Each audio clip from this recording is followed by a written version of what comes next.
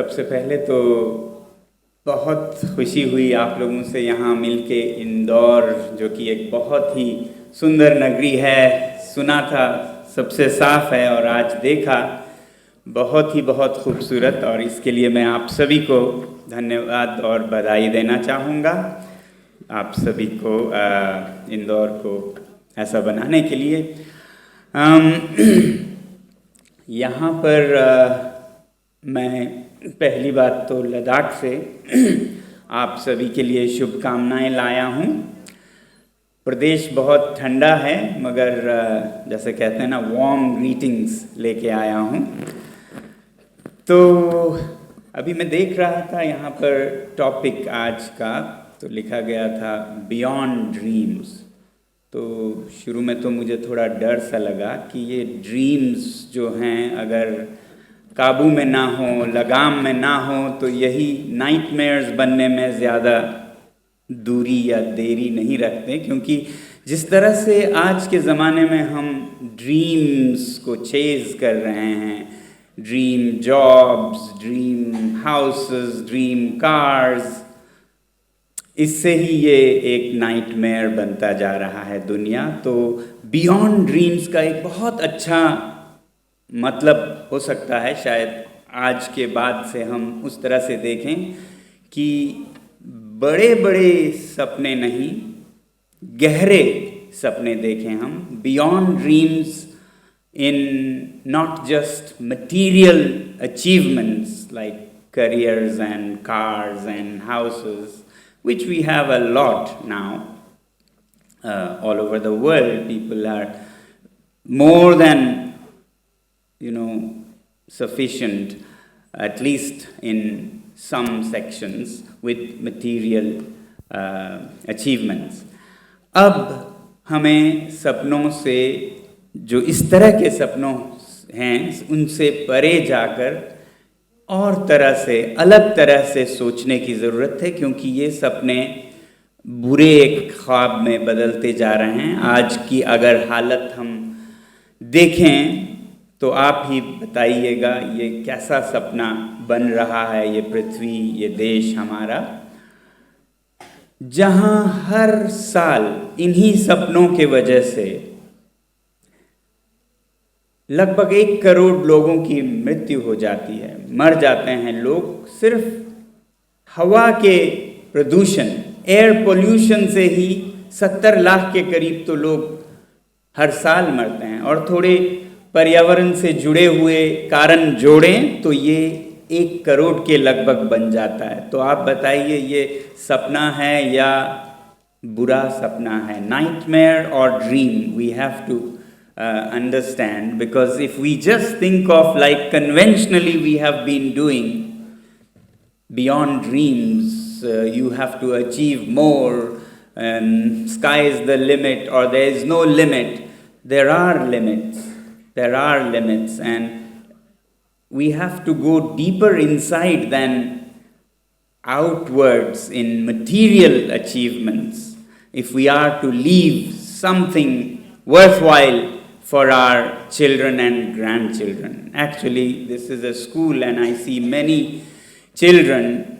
I think they should be the ones asking us about our dreams, so that our dreams today do not become a nightmare for their times. This is what we are seeing.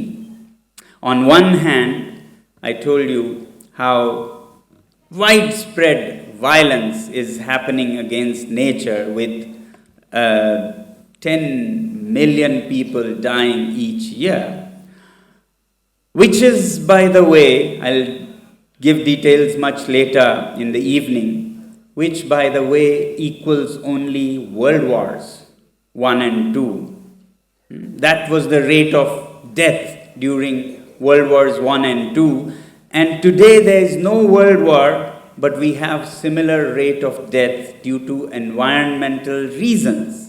So it's an undeclared war, not between nations, but between man and nature.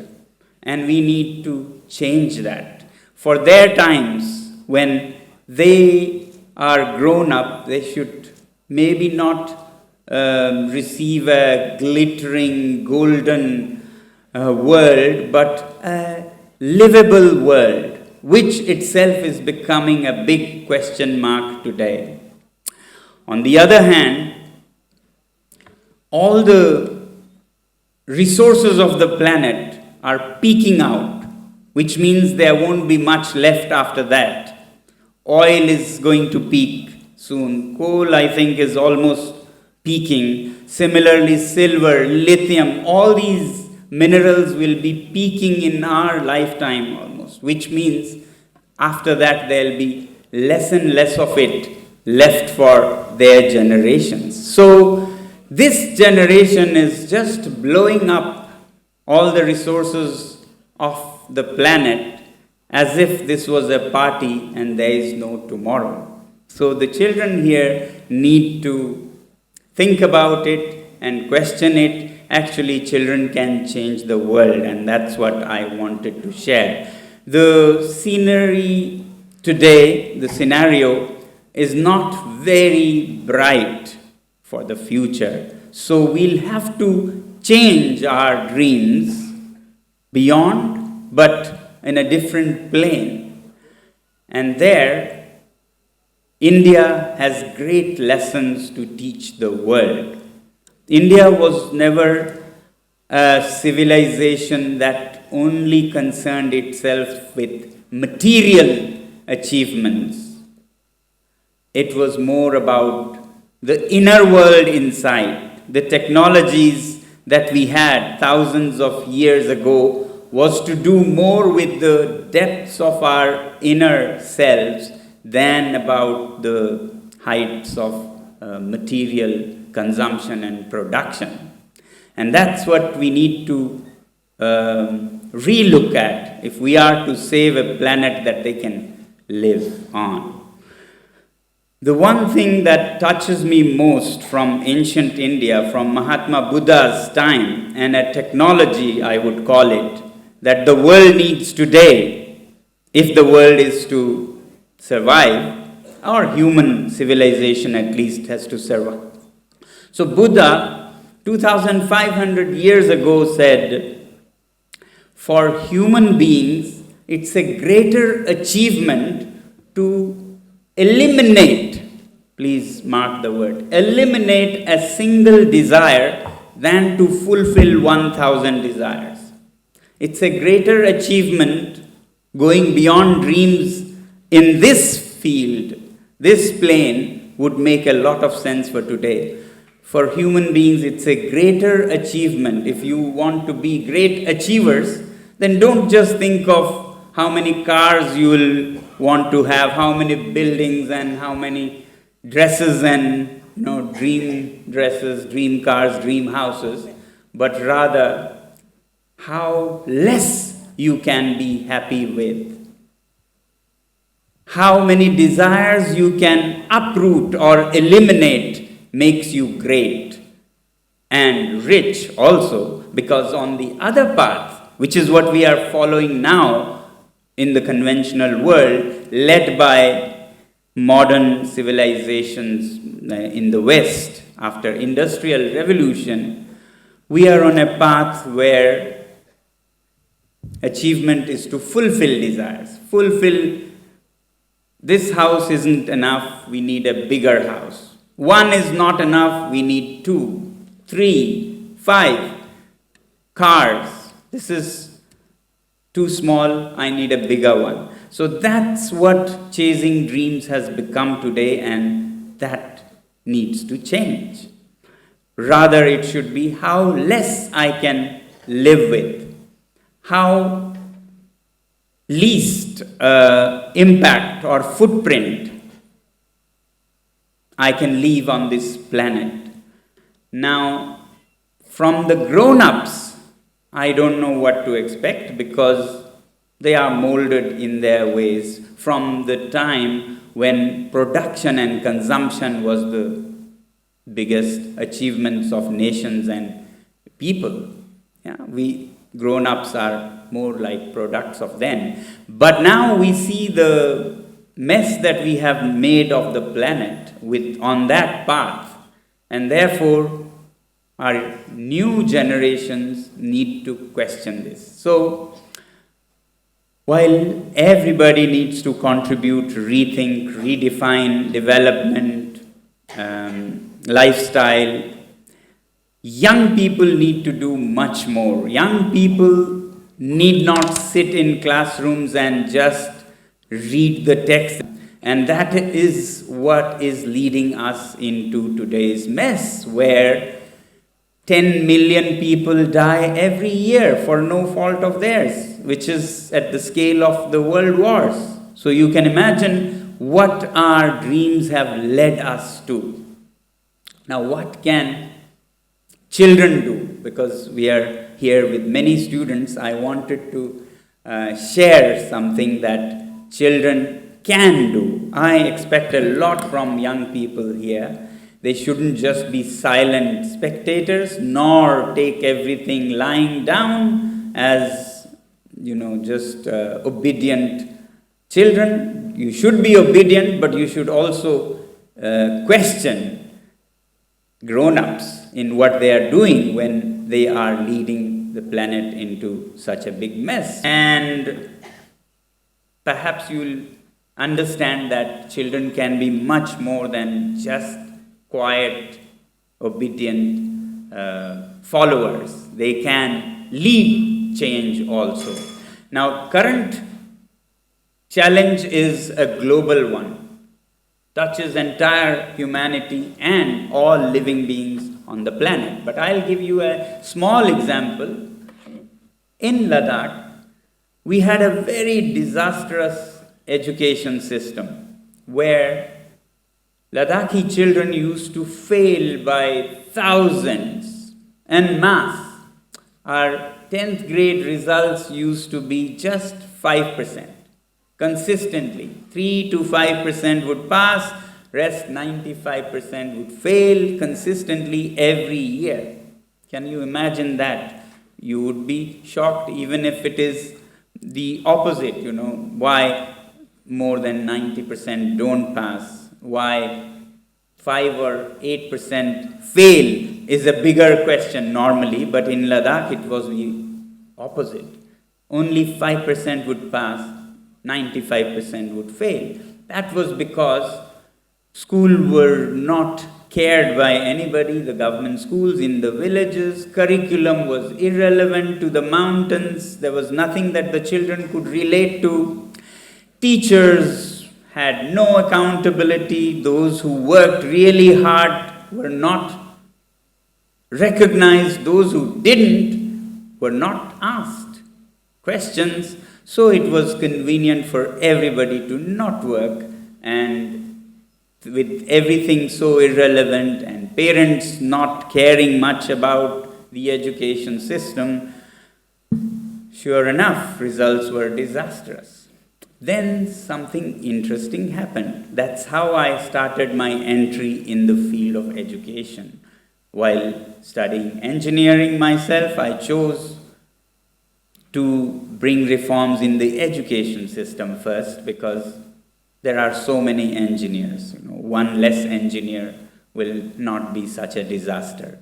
But so many children suffering every year, repeatedly, failures and discrimination. Society also would blame them for being failures. I used to always question, if 95% fail, it's not the students failing, it is the system failing, whether in an industry like software or cars. If 95% of the products fail, then you better look into the system and overhaul it. Yeah? So we did an interesting thing. We said the grown-ups are not going to change this system. Let us see who can. And I had just finished my engineering at that point, and it was only because I was teaching during my engineering days that I could understand the pain of the students who were going through this disaster every year, repeatedly. So we said, we don't have money, funds to engage consultants, experts, PhDs, nor do we have any such, great experts. Rather than waiting for them, we do what we can with who we have. And who we had to change were these young students, teenagers. And that too, those who had failed their 10th grade exams. I told you 95% used to fail. So every house had 2 or 3 of such so-called failures who were down and depressed. But instead of sitting depressed inside the houses, we went out and made an ants army of them. So ants are small, ants are helpless, they can't do much like our failed students, but when they come out, join hands, become a big force and enhance their skills, they can be a deadly force. That's what we did. So with students like you, actually not like you perhaps all are,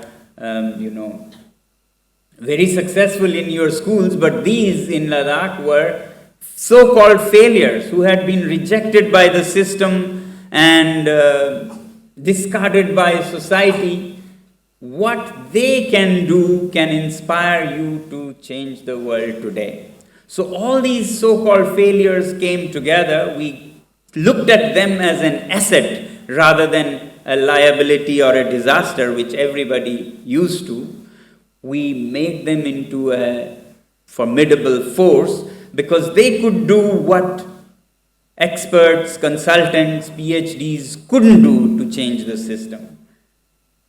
They could dance, they could sing, they could do theater, which no serious, gray-haired experts could do. And what we needed to change the situation were these skills. So all these young children in their teens made theater around what is the problem of education. How can people engage? They made songs, they made pictures, photo exhibitions, films and so on. And they went into all the mountainous, remote areas of Ladakh, almost every part of Ladakh, which entailed weeks of trekking sometimes, to engage grown-ups.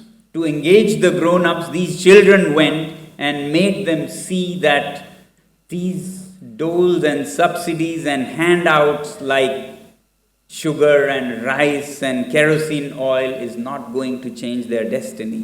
They went out and changed the priorities of the grown-ups from subsidies and handouts to education, good school. That alone can change your future. So these young people went and changed the priorities of the grown-ups. And very interestingly, now democracy takes over at this stage. When grown-ups, because of these young people sharing their personal stories of failure and what happens and what doesn't happen in the education system, got moved. And when grown-ups got moved in large numbers and their priorities changed to education rather than these doles, these easy giveaways, and that changed the politicians. Because politicians saw where the mood of the region people was, and for their survival they have to play to what the people's priorities are. So suddenly you saw leaders changing their priorities from all these things to education. When the politicians changed their priorities, you saw another magic. Suddenly, officers, bureaucrats, the whole system started changing their priorities from easy giveaways to education, because bureaucrats listen to politicians. But politicians listen to public, and public listens to these children who went out on a campaign. So therefore, the cascading effect was that all of these started changing because of teenagers who were otherwise considered failures. To the extent that finally the government in Ladakh declared education as the top priority. Now this has not happened in any elected government in India. Like Indore is the cleanest city, and I congratulate you. Similarly, I think it could be a state or city that prioritizes education. So when people started prioritizing, the government started prioritizing, and they declared education as the top priority. And after that, things start working, because when officers have that as the priority, then teachers get recognition when they work and accountability if they don't.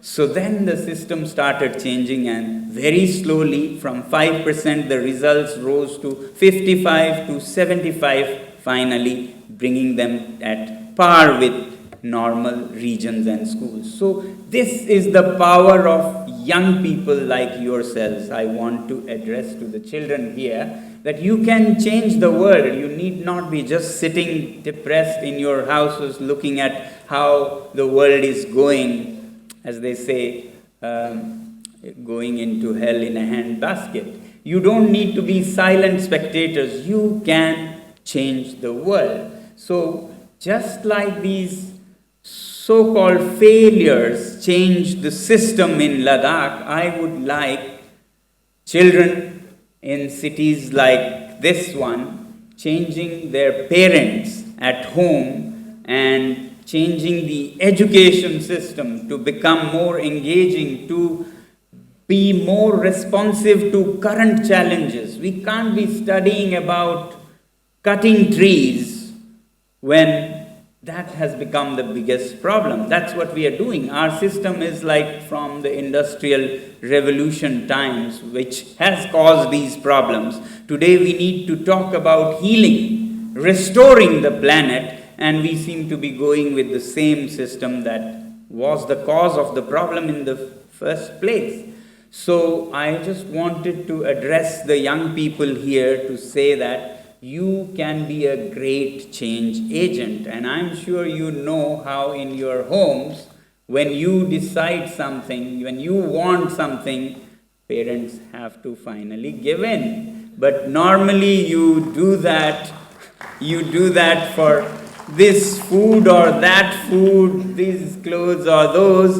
Now you have to start doing it for making sense of what this planet looks like. You're already in a wonderful city. How to make it better, how to make it the cleanest environmentally in emissions and all such fields, and become an example. So you can put your foot down next time your parents want to take the car when they can easily walk. You can put your foot down when they want to buy their 40th pair of shoes. You can tell them that you don't need more than 2 or 3 pairs of shoes. That's good enough.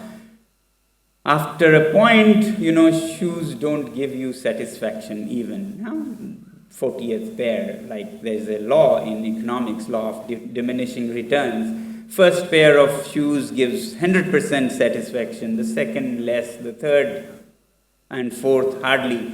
Now, we have people buying their 40th. So you can change such behavior. First, you can change yourselves. Often children I've seen take so much food and then throw half of it in the dustbin. You can become change agents that you will not waste food, because agriculture, by the way, is the third most polluting activity. And all that activity produces your plate of food. And if you throw half of it, then half of that polluting activity has had no meaning, no sense. So by reducing food waste, you can reduce a third of the problem actually. So you can become such change agents in your houses, in your families, with your parents, and even in your schools by discussing about what kind of education you want, the kind that you do just for exams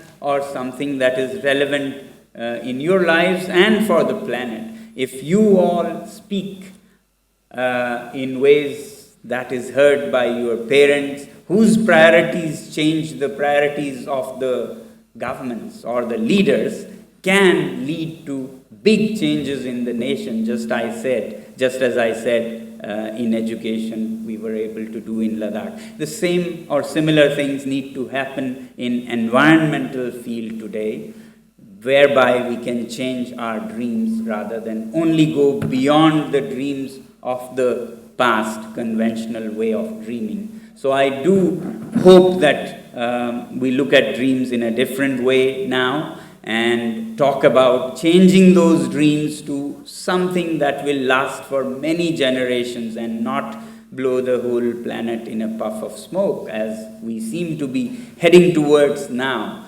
And this is the message I would like to bring to you, but we can discuss more later in an interaction. Thank you very much. Thank you.